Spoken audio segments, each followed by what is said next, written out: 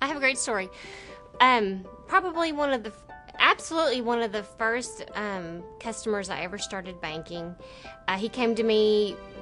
His request was an extremely small business loan. It really wasn't, anything larger than a car loan, but it has grown over the 8 years that I've been here.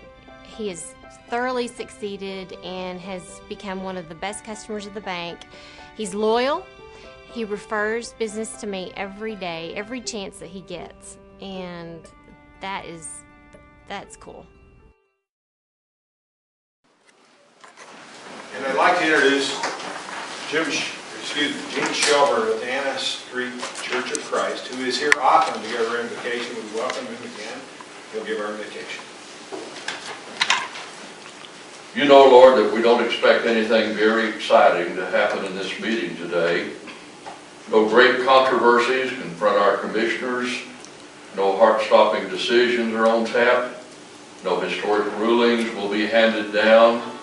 Today's agenda promises only business as usual. So much of life is like that, Lord. It's not spectacular or spine-tingling or special in any way. It's just business as usual. And that's the hardest kind, Lord. We get ourselves up for the big days. We do our homework carefully for the hard decisions. We put our best foot forward when life's agenda is most demanding. But on an ordinary day, Lord, it's tough to be top-notch. We are often less than sharp when life is dull. So we ask you, Lord, on this rather ordinary day, to be with our commissioners in an extraordinary way. Keep them alert when their work is boring. Help them perform with excellence in areas where they could get by with less. Because their smallest word today may affect the lives of literally thousands. Enable our leaders to speak wisely and to rule well as they conduct business as usual. We pray through Jesus, who did all things well. Amen. Gene, thank you for being here. If you join me for the Pledge of Allegiance. I pledge allegiance to the flag of the United States of America and to the republic for which it stands, one nation under God, indivisible, with liberty and justice for all. Thank you. Please have a seat. We're going to come down front and read 3 different proclamations.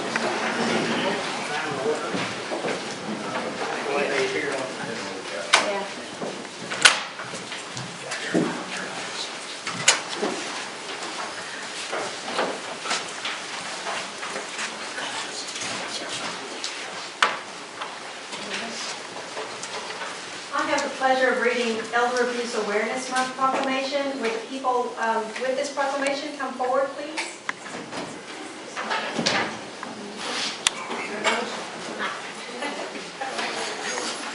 Come up here. Great.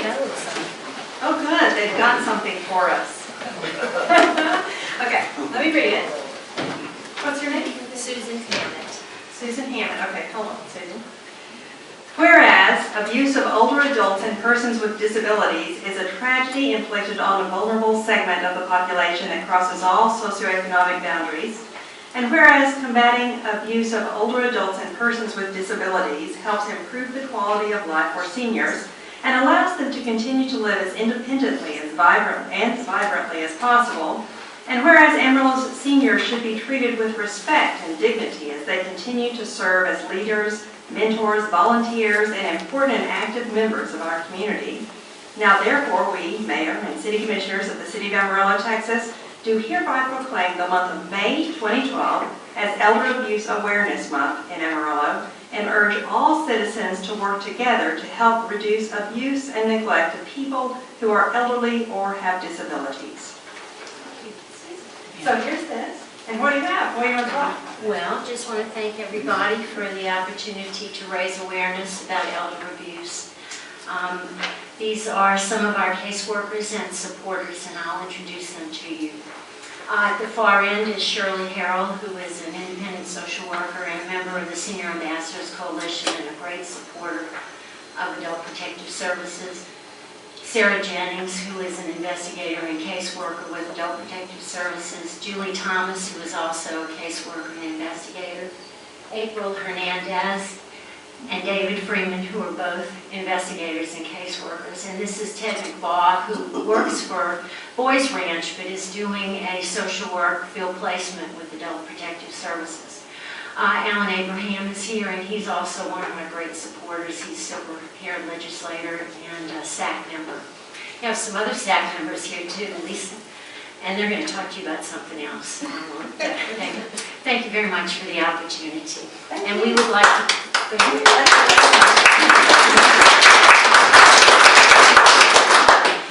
we have some silver ribbons which are symbolic of elder abuse awareness, so we'd like to share those with you. Thank you very much.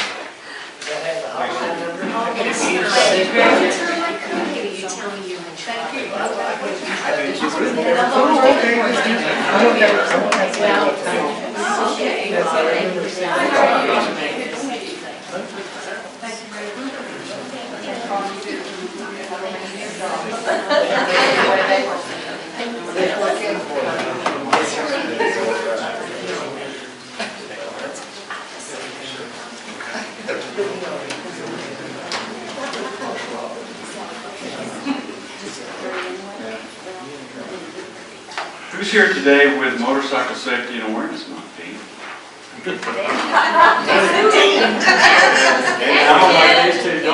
Ken here? Ken? Did you put a motor on your bike? Yes, sir. It's still on these pedals. Where were we all last year when I had my motorcycle? We should have been there for you. Yes, you should. I needed the help. Okay.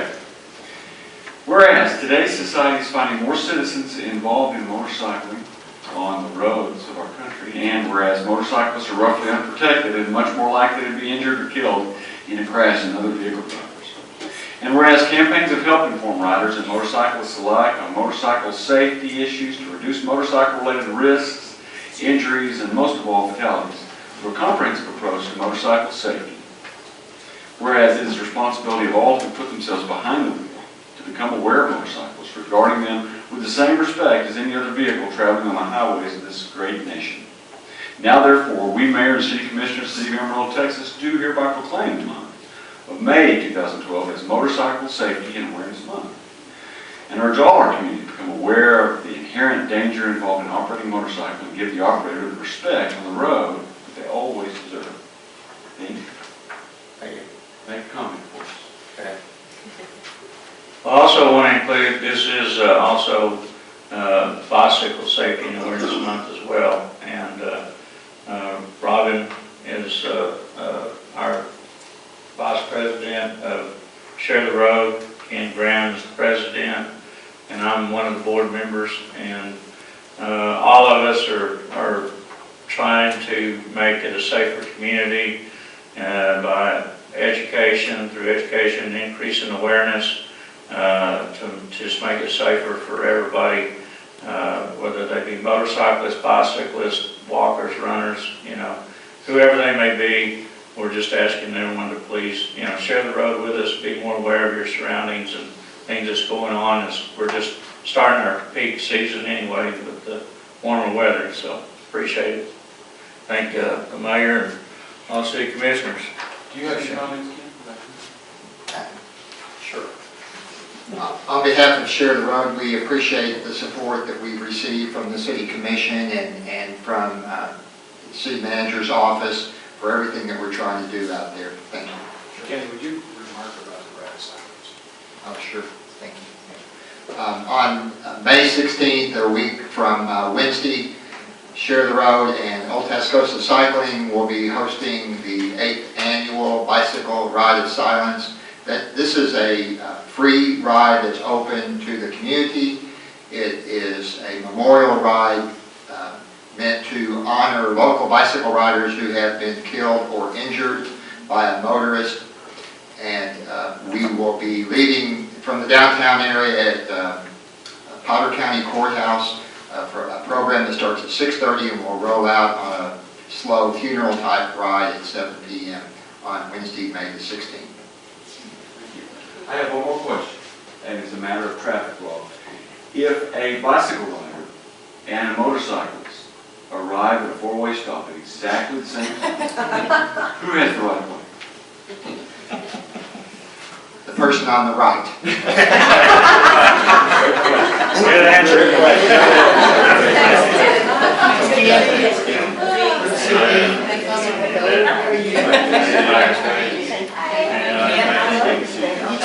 Yeah, I know everybody reads my jacket. No, he knows that. I don't want to see it. Yeah. On the right-hand corner. And Older Americans Month. I can't imagine why they got me doing this. I'm sure you're not old enough to do it. I could have done the one on abuse because every Tuesday this group abuses me. But I've got a hotline now. How are y'all? Good. Good. Here we go. Whereas Area Agency on Aging of the Panhandle has served more than 80,000 citizens aged 60 and older. And whereas Area Agency on Aging, that's hard to say. Just say AAA. Okay. They'll think we're the auto club. Okay, whereas AAA is committed to helping all individuals maintain their health and independence in later life. And whereas the older adults in Amarillo have an important role in our sharing knowledge, wisdom, and understanding of the history of our community through interactions with children, youth, and adults from other generations. And whereas the fruits of knowledge and experience can be effectively transferred from generation to generation through meaningful social interactions.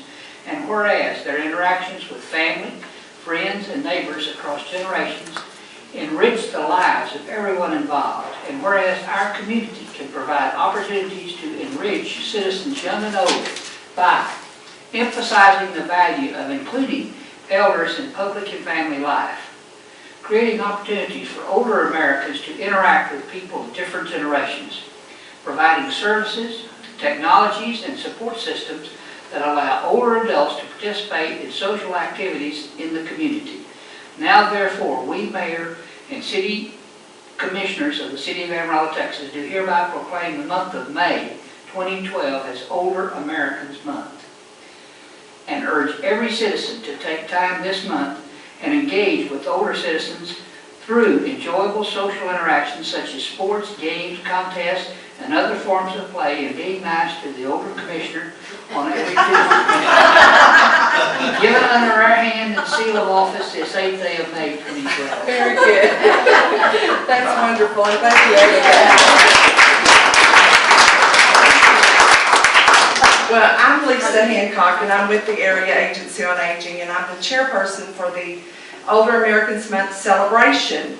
And this is our wonderful committee, and you all can see us glowing with our t-shirts.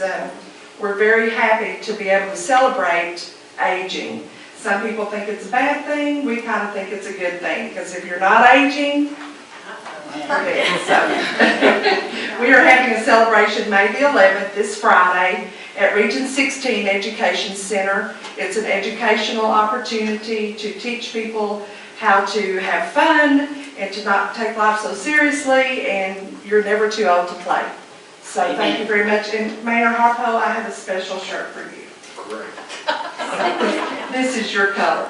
I like that. You sure wear it like you're riding a bike. Hey, I can wear that riding my bike though, they'll see me. That's right, that's right. You can wear with your glasses. I wanted to introduce my committee, I'm sorry. This is Wendella Kelly from Northwest Texas Hospital, Mary Lee Bulls from VSA, and Jelaine Workman from Amarillo Senior Citizens, Tyler Kendall from the Bivens Foundation, Alan Abraham, and he doesn't want y'all to think he didn't come without his t-shirt, for our silver-haired legislator. And Jennifer Gleaves is our intern at the Area Agency on Aging, getting her master's in social work. So, thank you all. Thank you. Good to see you. Oh, good to see you. Hey, how are you? Nice to see you. You're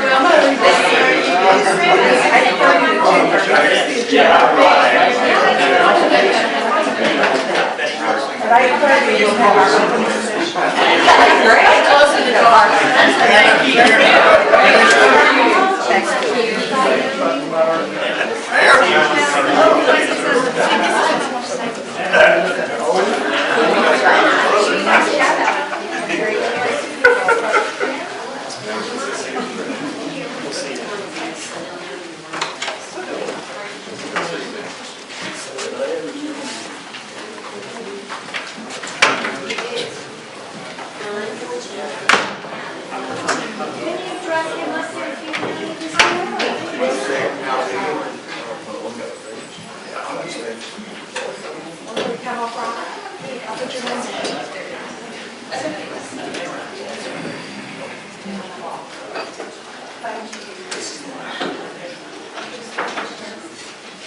I'm going to, I think.